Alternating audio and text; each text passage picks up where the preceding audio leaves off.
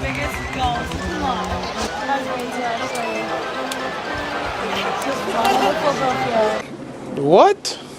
Clout is a hell of a drug, and this past weekend, the fiends were out. There were climate protesters, there were female TikTokers, outstanding form by the way by the sickie, that deserves a chef's kiss. And we even saw some Uno reverse card plays as fans took the fields to tackle security guards. Not liking this one at all, this and the flare guy, come on, what are we doing boys? The biggest takeaway from this is security needs to do a better job. I get they can't cover the whole perimeter of the field, but that guy off the flare should not have gotten that close to the players. As for the female TikToker, that's just some regular streaker type stuff, which I'll be honest, I'm surprised that we're not seeing this more often in an age of Instagram and TikTok, or maybe it is happening a lot more often. I could be out of the loop as I do not partake in TikTok. Man, I hope the likes were worth it because that looked pretty painful.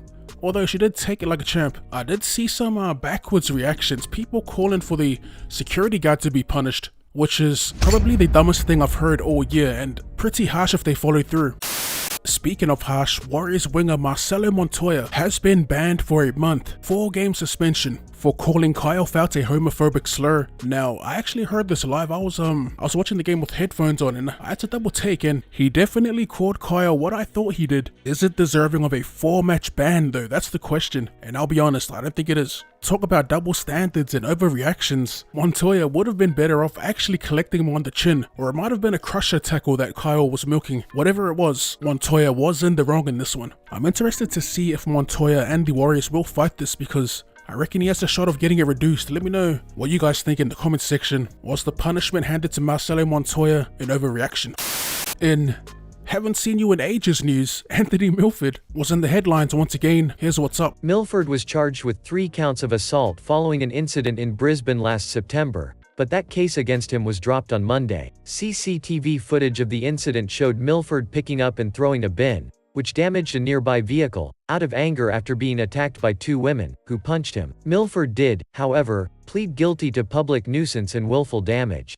He was fined but no conviction was recorded. Apparently Milford isn't out of the woods yet, as the NRL have launched their own investigation. Why would they after he's already been dealt with? Who knows, but the talking point for Milford is where will he land in the coming future? And I'll be honest man, as a Broncos supporter, I wouldn't mind seeing him in the halves with Adam Reynolds, as I do believe Adam Reynolds is the type of player that Milf definitely needed during his stints at the Broncos. I don't know what the plans were with Milford. I guess they thought he could lead the pack, steer the ship if you will, but they were severely mistaken. But yeah, I wouldn't mind seeing him back at the Broncos. I do know that the Newcastle Knights are apparently after him as well. He was linked to the Bunnies until that incident happened late last year.